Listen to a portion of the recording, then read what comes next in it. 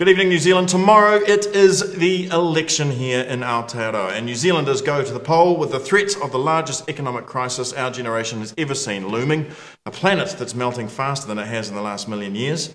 And after 3 terms of low unemployment and strong growth in social services, Labour says that they can best handle the challenges that await whomever ends up forming a coalition. To put a final case forward in the last TV interview to be screened before the election, and an Alt TV election exclusive, we say that just to feel important, the Prime Minister of New Zealand, the Right Honourable Helen Clark. Helen? Kia ora, Ollie. Kia ora, pleasure to have you back on the show. Thank you. I want to start with the TV3 debate on November the 5th. Now, it became strangely personal and friendly. Why was that, do you think? Maybe it was influenced by what we were seeing from the American elections, because you'd had Barack Obama claiming victory, John McCain conceding defeat. They're both pretty generous towards each other, and I guess I was certainly conscious that a lot of people were going to come away from the TV screen having watched that, and they didn't want to go back into seeing the New Zealand debate descend into snarling, so probably made for a better tone all around. I thought McCain gave an incredibly gracious speech. Do you think that was difficult? Look, I'm sure it was extremely difficult. He ran it close, you know. You look at that popular vote. Yeah. There was very little in it. But because it's still a kind of, winner-takes-all vote around that electoral college system, it looked worse for him as a result than it was. But in terms of percentage, he got a high Republican vote, I think around 47%. Yeah, it was very close indeed. How do you think that election is going to affect our election? I mean, coming so close, and Obama's mantra being the same as Key's mantra, time for change.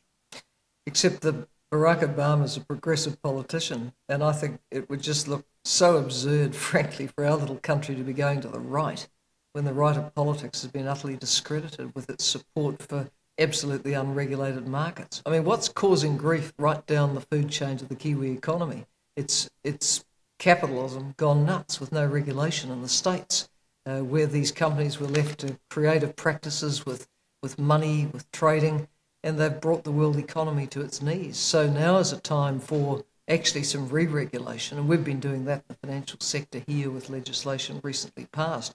But Barack Obama is saying, let's put that to one side. We've got to focus directly on the needs of the American people, on jobs, on our health system, on our education, getting those troops out of Iraq where they should never have been, he says. And I agree that there shouldn't have been an invasion of Iraq. So this is a fresh start for the world with Barack Obama, and I think he's got the opportunity very early on to build relationships with countries and communities which have felt alienated from the United States of America. Does it feel frustrating that it seems that National has taken quite a big step to the centre, and in that way has kind of eliminated a lot of the differences that used to be a stark choice? When the Brash election, it was a very stark choice between a party that's quite to the right and a party that's sort of left centre, and now we've got 2 centrists. Is that frustrating? I think it's all a complete con job. One of the first interviews John Key gave when he became the leader of the National Party was to Ian Wishart of Investigate magazine. You love Ian. He said to, well, really, I've got no time for the man, but he said to Wishart, I think the same as Don Brash, but I say it more nicely. Now, this is just public relations, it's spin. Basically, what we're looking at is a very right-wing party which is trying to pretend that it's moved to the centre. Look behind John Key, the newbie. Who's there? It's the old faces, Lockwood Smith making pejorative comments about our Pacific people, Morris Williamson, who tried to privatise the road in the 90s and now wants to toll people to hell. You've got Bill English, who was there with Jenny Shipley, cutting the pensions, selling Contact Energy, the big SOE in the 90s. You've got Tony Ryle, Nick Smith, Murray McCully. Haven't we seen these people somewhere before? Do you think some of those people are pissed off? Because it seems that, it's been a very presidential campaign. And it's all about you and it's all about Key, and we haven't really heard a lot from the other MPs. And when I look at somebody like Williamson, now he's not a stupid man, and he's been there a long time, and I put this to Key as well, that when he first came out and said $50 tolls, you could take it as a mistake. But Key tells him not to do it again. And then he comes out and says $30 tolls. Is that him having a go at Key, do you think, in a way? Well, he's apparently very close to Key. I just think that every so often the truth pops out. So Lockwood making pejorative comments about Pacific people, Morris basically thinking you should pay a toll to go on the road to get to work. I mean, this is the real National Party. The real National Party is Bill English talking about what a great thing the invasion of Iraq was, and that President Bush just got the public relations wrong. I mean, this is the real old right-wing National Party. How could they do that? I mean, if they get into power, And how is John Key going to be able to suddenly put in a whole bunch of far-right policies when he's been on record for so long saying he won't? Well, here's the key to it. It's all about how you handle this period of international crisis. And I'm saying you need strong and proven leadership you can trust to do it. I'm putting jobs first. I'm quite upfront. We'll bring forward government spending, make sure people stay and work. And we're not cutting public spending. I'm not prepared to cut all the wonderful things we've done for KiwiSaver, working for families, education, health and so on. What's the National Party say? First thing, set up a razor gang, get every public service chief executive to identify where cuts can be made. Look, I can tell you where they'll recommend cuts will be made. The Treasury never liked the across-the-board cheaper doctors' fees, never liked universal 20 hours free early child education. They believe in targeting those things. So you go back to means testing. So I think the National Party would use this crisis to cut back on our education, health and other services and sell assets and start privatising. ACC, for example, they've said they want to privatise workers' compensation. They said they want to privatise the prison service. Leave aside the fact that they tried these things in the 1990s, it was more expensive. I mean, so it's just ideology gone mad.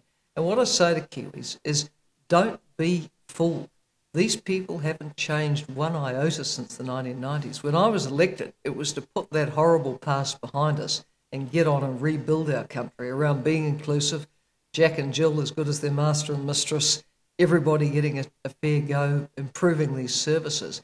And it's just infuriating to see this con job going on where Mr. Key goes around the country and he smiles, and behind him are the same people who brought misery in the 90s. Key would argue, and has argued to me, that times have changed and that the National Party is not just going to the centre because they want to get into power, but they're going into the centre because they realise that the policies of the right, the far right, aren't going to work in a modern environment. Do you give that no credit at all? No, none at all, because why are they proposing to privatise accident compensation?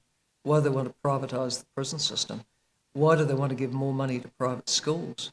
Why does Mr. Key tell a group of people who he didn't realise there were a lot of teachers there that if people worked hard like he did, they could afford private education for the kids?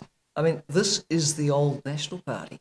And I don't buy any of them moving to the centre. I think they will say anything to get votes, but that will then be irrelevant because they'll say, there's this crisis and we've got to do all these things. I'm saying, yes, there is an international financial crisis, but I'm not prepared to wreck our people's lives to deal with it.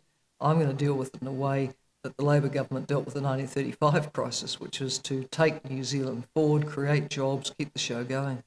I just want to talk a little bit more about the debates because I'm interested to know, do you watch the post-match analysis where the experts sit around and tear apart the performances? I didn't watch it last night. I actually went out to dinner last night with a group of Indian and South Asian supporters, so I actually even haven't heard much about it. But do you watch the other ones? Do you watch them I sometimes? watched the other one. Well, I'll tell you what struck me about the other one.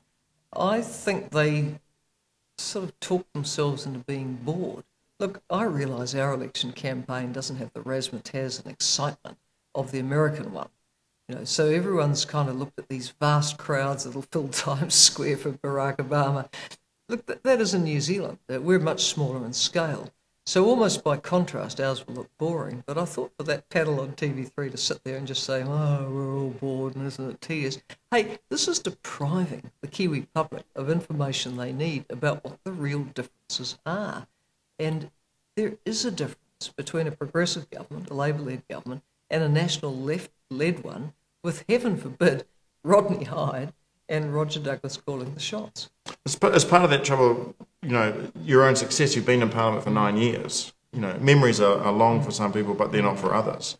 We just kind of go, it's time for a change. You've been in there 9 years. I mean, how do you counter that? Because that's what they're really going for. They're just, they're not voting Key in, they're voting you out. That's what they're trying to do. But they say we've done a good job, you see. But there's something completely inconsistent between the feeling we're getting on the ground and what we're seeing in some of these polls. You go out into the shopping malls, and not only in heartland Labor areas, across the country you're getting an incredible reception. So there's some other dynamic there. And I think this is an election for the true believers. I think people across the country who like what we've done know what the threat is. If you're working in the film industry, if you're working in arts and culture generally, if you're working out on the factory floor and you know what the Employment Contracts Act was out like and what Labor changed,